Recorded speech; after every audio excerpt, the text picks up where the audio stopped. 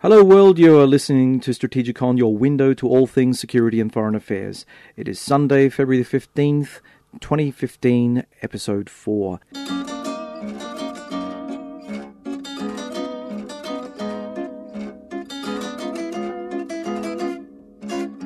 I'm your host, John Bruni, and with me in the studio today is co-host and Sage International Associate David Olney from the University of Adelaide. And again, absent from this particular podcast is Strategikon moderator Ashley Felderhoff, but we have got our producer Alicia Moraw filling in for him. Good evening to you both. Good evening, John. Good evening.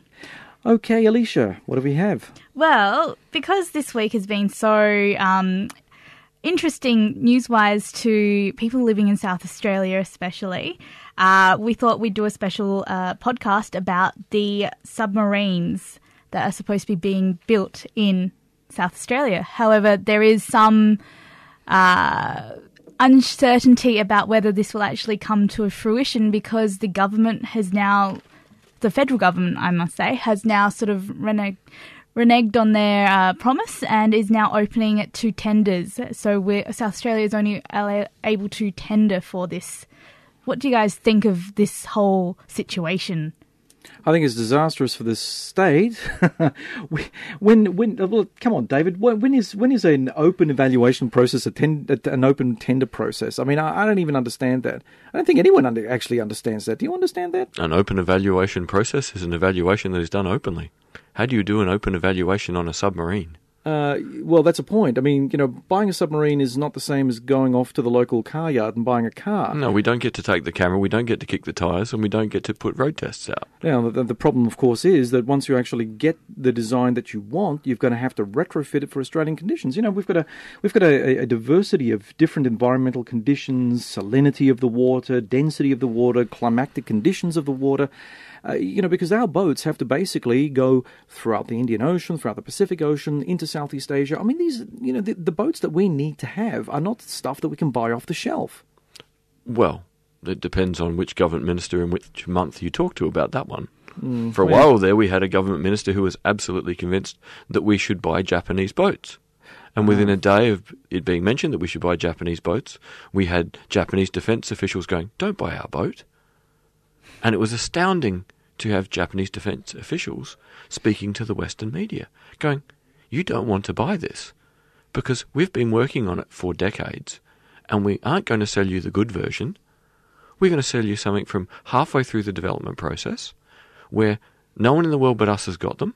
You've got no data, you've got no access to the development curve, and you've got no access to the development curve that we've done since the point that boat was designed." For an investment of $20 billion, at least in the initial buy, and then the extra $20 billion for the through-life maintenance, that sounds like a raw prawn thrown in our direction, Dave. I think it very much sounds like a prawn head stuck in a curtain rod. On the first hot day, it's really going to stink. Yeah. I'm afraid I'm leaning towards let's buy some European version of something that at least there's data. We'll get to purchase data. We will be part of further development. I don't care if it's German, Italian, French, or Swedish, or some conglomeration of the four, as long as we are buying something that technically is a cylinder that can go up and down and forward and backward in the water. Because beyond the basics of that, we're going to need to kit anything we buy out to such a unique and strange degree to suit the various roles and missions we need the boats to do. Like you said, we're going to have to put so much technology into them above and beyond. Some will be bought from Europe, some will be bought from the US, some will be designed here. They will end up being a Frankenstein's boat, immaterial of whose we buy. So how about we buy the one that starts with a knowledge curve and allows Australia to continue to develop its knowledge curve in building advanced ships?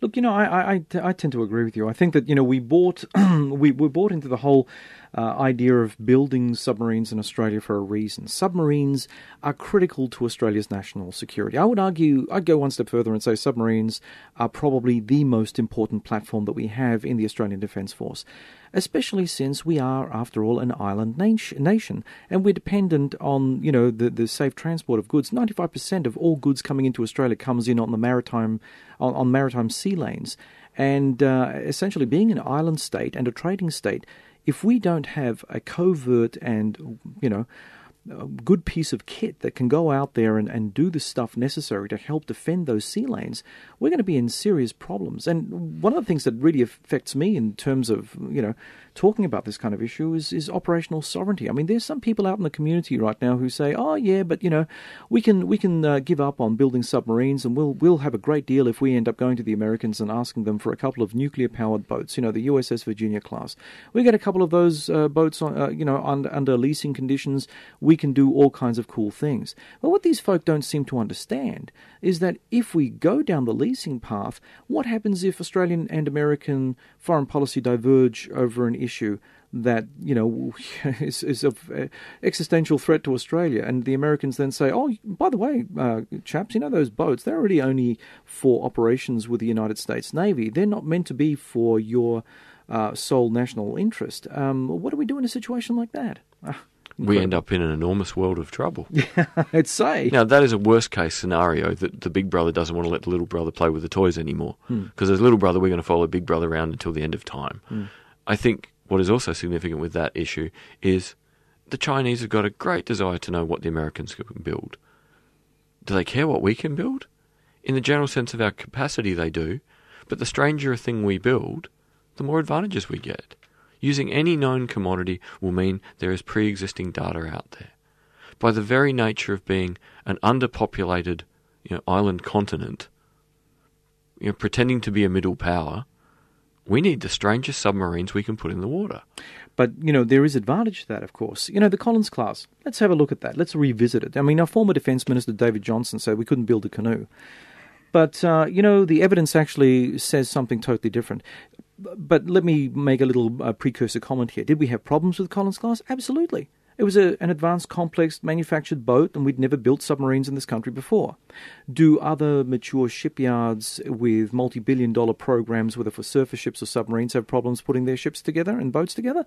Absolutely they do. And they have even far worse problems in terms of, aligning the various nuts and bolts and getting everything together. And if there is a problem, they just spend a lot more money to make sure that the problem goes away. So, okay, let's revisit Collins. Collins basically started off in the late 1980s. We started assembling the boats in the 1990s.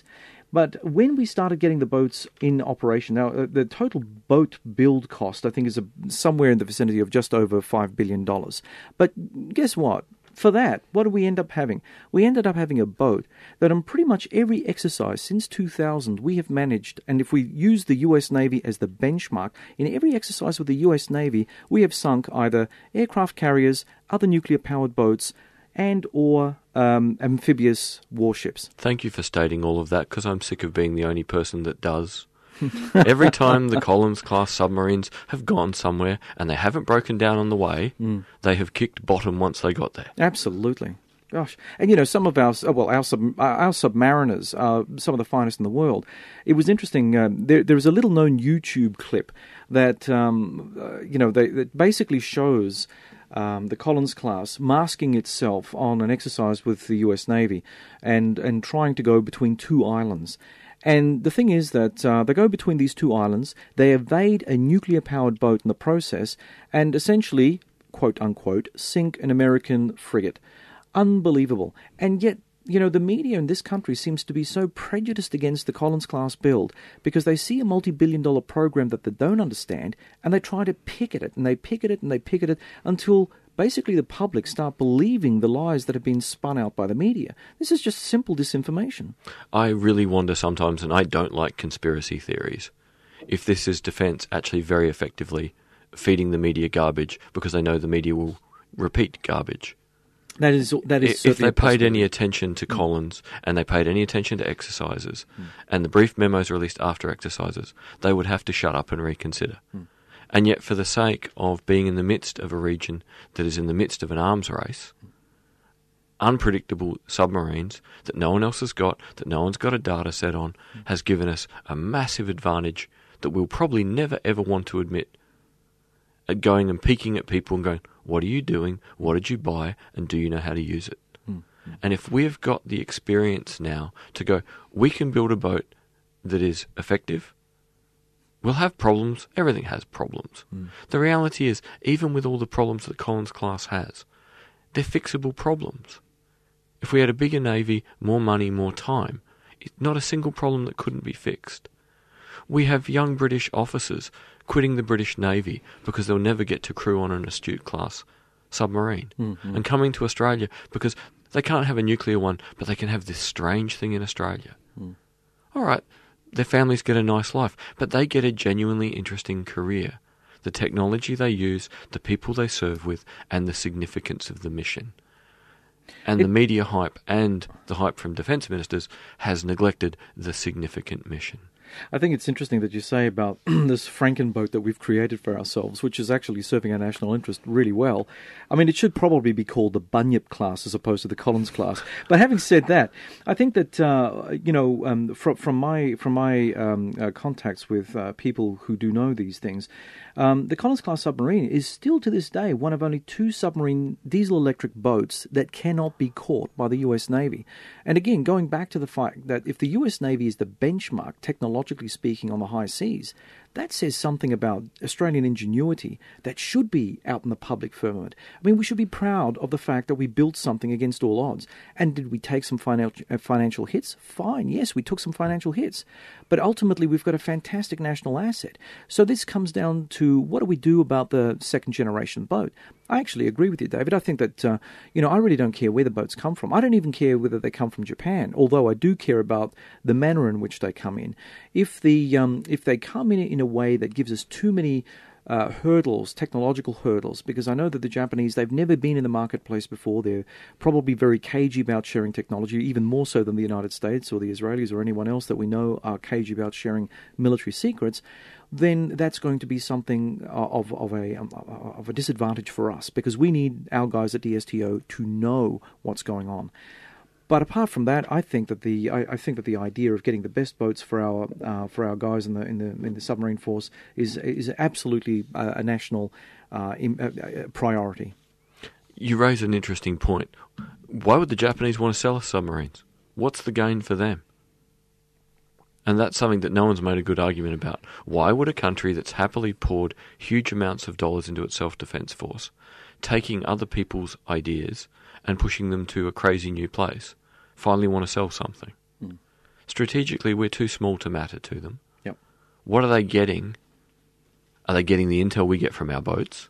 Is it a better relationship with signals intelligence? What's the prize? Now, if the deal's that good that they want something from us, then we want the current spec boat with all the data and then the ability to make it better. Yep. Otherwise, why would the Japanese be in the business of selling us one? Now, the Germans and Italians, they just want to build and sell a boat. I would much rather deal with someone with a clear profit motive than someone with a questionable strategic motive. Absolutely. Okay, well, that's a wrap for this week. We hope that you've enjoyed this episode, and we look forward to your company again next week. Our thanks to producer Alicia Moraw, David Olney, and in absentia Ashley Felderhoff. For now, goodbye from the Strategikon team.